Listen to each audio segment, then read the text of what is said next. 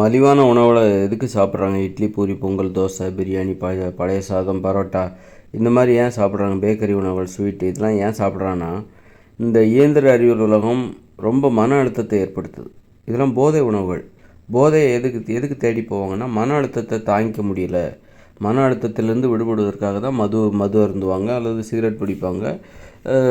அப்புறம் இந்த இட்லி, பூரி, பொங்கல், தோசை இதெல்லாம் சாப்பிட்றதுக்கு காரணம், இந்த இயந்திர அறிவியல் உலகம் ஒரு மன அழுத்தத்தை மக்கள் ஒவ்வொரு இடத்திலும் ஏற்படுத்துகிறது. ரொம்ப கோபத்தை ஏற்படுத்துது. அது ரொம்ப கோபத்தை ஏற்படுத்துகிற ஒரு உலகம் இது. ரொம்ப அநீதிகள் நிறைந்த ஒரு உலகம், அநியாயங்கள் நிரம்பிய ஒரு உலகம். இங்கே நியாயமே கிடையாது, நீதியே கிடையாது. அதனால் ரொம்ப கோபம் வரும். நீங்கள் ரொம்ப நேர்மையாக இருந்தீங்கன்னா உங்களுக்கு ரொம்ப கோபம் வரும். மக்களால் அந்த கோபத்தை தாங்கிக்க முடியல. அப்போ ஏன்னா அதனால தான் அவங்க நேர்மையாக ஏன் இருக்க மாட்டேங்கிறாங்க அப்படின்னா, நேர்மையாக இருந்தால் ரொம்ப கோபம் வரும். அதனால தான் அவங்க நேர்மையாக இருக்கிறதில்ல. அந்த கோபத்தை தாங்கிக்கிறதுக்கு ஒரு சக்தி வேணும். அதனால் அவங்க நேர்மையாக இருக்கிறதில்ல. மன அழுத்தம் வரும். நேர்மையாக இருந்தால் மன அழுத்தம் அதிகமாகும். அதனால் என்ன பண்ணுறாங்க, நேர்மையற்ற ஒரு வாழ்க்கை முறை நோக்கி போகிறாங்க. அப்படி நீங்கள் நேர்மையாக இல்லைன்னா கூட, நேர்மையாக இல்லாமல் இருந்தால் கூட உங்களுக்கு இங்கே நிறைய கோபங்கள் வரும். ரொம்ப அவமானங்கள் அதிகமாக ஏற்படும். நீங்கள் செய்கிற வேலையில் உங்களுக்கு அவமானங்கள் நிறைய ஏற்படும். இப்படி நிறைய மன அழுத்தம் இங்கே ஏற்படும். அதிலேருந்து தப்பிக்கிறதுக்காக தான் இந்த மாதிரி இட்லி, பூரி, பொங்கல், தோசை, மதுபானம் அல்லது புகைப்பிடிப்பது, சிகரெட்டு, போதைப் பொருட்கள் இது எல்லாமே மன அழுத்தத்திலிருந்து உங்களை விடுவிப்பதற்கான ஒரு வழிமுறைகள். இந்த இயந்திர அறிவியல் உலகம் உங்களை ரொம்ப கஷ்டப்படுத்தும். அதாவது 8 மணி நேரம் வேலை பார்க்கணும், 10 மணி நேரம் வேலை பார்க்கணும், பணம்னு அலையணும். இந்த மாதிரி நிறைய வகையில் அங்கே வேலை பார்க்குற இடத்துல திட்டுவாங்க. அங்கே ஒரு உறவுமுறை இருக்கும், அரசியல் இருக்கும். வேலை பார்க்குற தொழிலாளர்களுக்கிடையே ஒரு உறவுமுறை, ஒரு அரசியல் இருக்கும். உங்களை பற்றி மற்றவங்க போட்டு கொடுப்பாங்க, இவர் ஒழுங்காக வேலை செய்யலைன்னு மேலதிகாரிட்ட போட்டு கொடுப்பாங்க. இப்படி ஏகப்பட்ட அப்புறம் பணம் தேவை. உங்களுடைய தேவைகளை உங்களால் பூர்த்தி செய்ய முடியாது. அதுக்காக பணத்தை சம்பாதிக்கிறதுக்காக ஓடணும். இந்த மாதிரி பண தேவை, கடன் தொல்லை, இப்படி ஏகப்பட்ட மன அழுத்தம், அச்சுறுத்தல்கள், மிரட்டல்கள். மாதம் ஒன்றாந்தேதி பேங்க் இஎம்ஐ கட்டணும், கடன் வாங்கியிருக்கோம், கடன்காரங்க நிற்பாங்க, அநியாய வட்டி, இப்படி ஏகப்பட்ட அச்சுறுத்தல்கள், ஏகப்பட்ட அவமானங்கள், இதனால் என்ன ஆகுனா ஒரு பயங்கரமான மன அழுத்தம். இதிலிருந்து தப்பிக்கணும். என்ன இந்த மன அழுத்தத்தை தாங்கிக்க முடியல. இதிலிருந்து உங்களுக்கு ஒரு ஆறுதலை தருகிற ஒரு விஷயந்தான் இந்த மாதிரி மலிவான உணவுகள். இட்லி, பூரி, பொங்கல், தோசை, அப்புறம் புகைப்பிடிப்பது, அவமானங்களை தாங்கிக் கொள்கிற, அவமானங்கள் கலந்த இந்த வாழ்க்கையை ஏற்றுக்கொள்கிற, அவமானங்கள் அப்புறம் தொடர்ந்து தான் செய்யும். நீங்கள் புகைப்பிடிச்சிங்கன்னா அவமானத்துலேருந்து தற்காலிகமாக விடுபடுவீங்க. ஆனால் அது அடுத்தடுத்து உங்களுக்கு அவமானம் வந்துக்கிட்டே தான் இருக்கும். அதனால் இது எல்லாமே ஒரு அவமானத்தை சகித்து கொள்வதற்கான உணவு முறைகள். இட்லி, பூரி, பொங்கல், தோசைலாம் இருக்குல்ல, அவமானத்தை சகித்து கொள்வதற்கான உணவுகள். இந்த இயந்திர அறிவியல் உலகம் என்பது அவமானங்கள் நிரம்பியது. அவமானங்களால் இயங்குகிறது. அவமானங்கள் தான் இங்கே அதிகமாக இருக்கும். அதனால் அவமானத்தை சகிச்சுக்கிட்டால் மட்டும்தான் நீங்கள் இந்த இயந்திர அறிவியல் உலகில் நீங்கள் சுதந்திரமாக இங்கே வாழ முடியும். அப்போ அவமானத்தை உங்களால் சகிச்சிக்க முடியல, அதற்கேற்ற ஒரு வழிமுறை தான், அதற்கான ஒரு போதை தான் இந்த இட்லி, பூரி, பொங்கல், தோசை. இதெல்லாம் அவமானத்தை சகித்து கொள்கிற, இந்த இட்லி, பூரி, பொங்கலுக்காக நம்ம அவமானங்களை சகித்து கொள்ளலாம். எவ்வளோ பெரிய அவமானத்தையும் தாங்கி கொள்ளலாம். இட்லி, பூரி, பொங்கல், தோசை, பிரியாணி, பழைய சாதம், டீ, காஃபி, பேக்கரி உணவுகள், இந்த மாதிரியான உணவுகளுக்காக, மீன் உணவுகள், இந்த மாதிரி உணவுகளுக்காக நம்ம எவ்வளோ அவமானங்களையும் தாங்கி கொள்ளலாம் அப்படிங்கிற மாதிரியான அதுதான் இந்த மாதிரியான ஒரு வாழ்க்கை முறைக்கு காரணமாக இருக்குது. அவமானங்களை சகித்து கொள்வதற்கான உணவு முறை மலிவான உணவு. இது சாப்பிட்டாக்கா அதில் அவமானத்துலேருந்து தப்பிக்க முடியாது. அவமானத்தை சகித்து கொள்ளலாம், அவமானத்திலேருந்து நீங்கள் தப்பிக்க முடியாது. அவமானம் உங்களை தொடர்ந்து கொண்டே இருக்கும். அவமானத்தின் பிடியில் நீங்கள் மாட்டிக்கொள்வீர்கள். அப்படி மாட்டும்போது அந்த அவமானத்தை ஏற்றுக்கொள்வதற்கு, சகித்து கொள்வதற்கு, அது வாழ்நாள் முழுவதும் அவமானங்களோடு வாழ்வதற்கு அது உங்களுக்கு ரொம்ப உதவியாக இருக்கும். ஒரு தற்காலிக ஆறுதலை உங்களுக்கு கொடுக்கும்.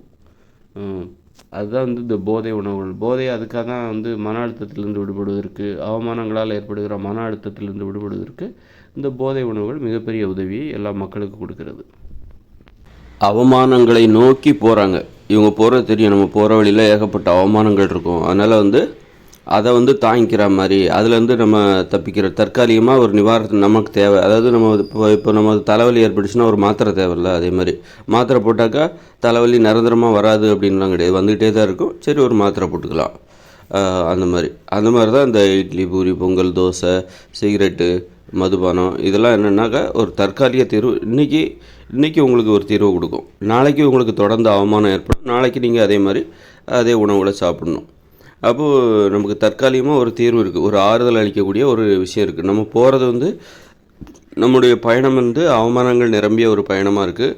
நம்ம அவமானத்தை தேடி தான் போகிறோம். நம்ம அவமானத்தை எதிர்கொள்வதற்கு நமக்கு ஒரு போதை தேவை. அவமானத்தை எதிர்கொள்வதற்கு, அவமானத்தை சகிப்பதற்கு, அவமானத்தை தேடி தான் நம்ம போகிறோம். போகிற வழியிலெல்லாம் அவமானங்கள் நிறைஞ்சிருக்கும். அதனால் நம்ம அதை சகிச்சுக்கிட்டு போகிறதுக்கு இப்போ சாக்கடையிலலாம் வேலை பார்க்குறவங்க இந்த மாதிரி மாலை நேரத்தில் ஒரு ஒரு மதுபானத்தை குடிப்பாங்க.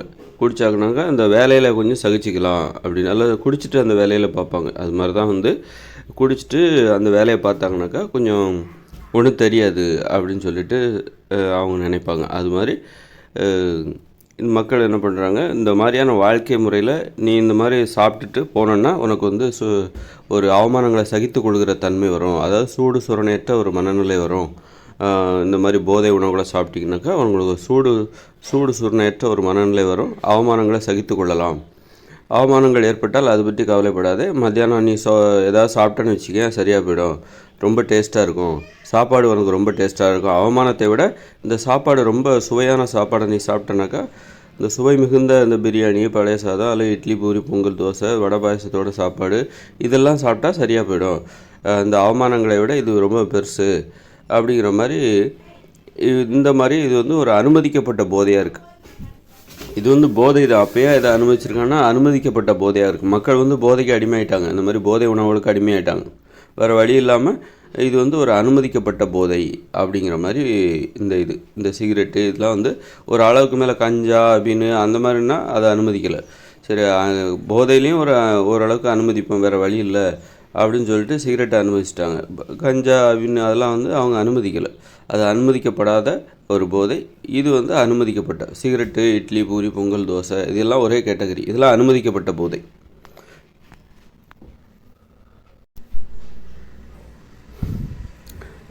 வேறு வழி இல்லை. இங்கே மக்களை இப்படி அநியாயங்கள் நிரம்பிய, அநீதிகள் நிரம்பிய இந்த மனித வாழ்க்கையில் மக்களை சமாதானப்படுத்துறதுக்கு, மக்களை ஏமாற்றி கூட்டிகிட்டு போகிறதுக்கு இந்த மாதிரி உணவுகள் ஒரு மிகவும் உதவியாக இருக்கிறது. இதை சாப்பிட்டாங்கன்னா மக்கள் எல்லாத்தையும் மறந்துடுவாங்க அப்படின்னு சொல்லிட்டு, இதை சாப்பிட்டாங்கன்னா இங்கே நடக்கிற அநீதிகள் அது குறித்து பெருசாக அவங்களுக்கு கோபம் எதுவும் வராது. இங்கே நிறைய அநியாயங்கள் நடக்கும், அது குறித்து அவங்களுக்கு கோபம் வராமல் பார்த்துக்கணும். அப்போது இந்த மாதிரியான உணவு முறைக்கு அவங்கள பழக்கப்படுத்துங்க. நல்லா எப்படி இப்போ சில மக்களுக்கு நல்ல சாராயம் வாங்கி கொடுத்து, அல்லது குவாட்ரு, பிரியாணி அது மாதிரி மதுபானத்தை வாங்கி கொடுத்து அவங்கள எப்படி மயக்கிறாங்களோ அதே மாதிரி தான் மக்களுக்கு, ஒட்டுமொத்த மக்களுக்கும் இட்லி, பூரி, பொங்கல், தோசை இது மாதிரியான உணவுகளை வாங்கி கொடுத்து அவங்கள சமாதானப்படுத்து. அவங்கள ஒரு மயக்கத்திலே வச்சிரு. இது போதையிலே அவங்க இருக்கணும். அவங்க தெளிஞ்சு, ஏன்னா இதெல்லாம் சாப்பிட்லன்னா அவங்க தெளிவாகிடுவாங்க. அவங்க கோபம் வரும், அப்புறம் எதிர்த்து கேள்வி கேட்பாங்க. அவங்களுக்கு மூட நம்பிக்கை இல்லாமல் போயிடும், நல்ல அறிவு என்பது வந்துடும். அப்போ அந்த அநியாயங்கள், அநீதிகள் தொடர்ந்து அதை செய்ய முடியாது. அதனால் மக்களை எப்போது ஒரு மயக்கத்திலே வச்சுருக்கணும், ஒரு போதையிலே வச்சுருக்கணும்.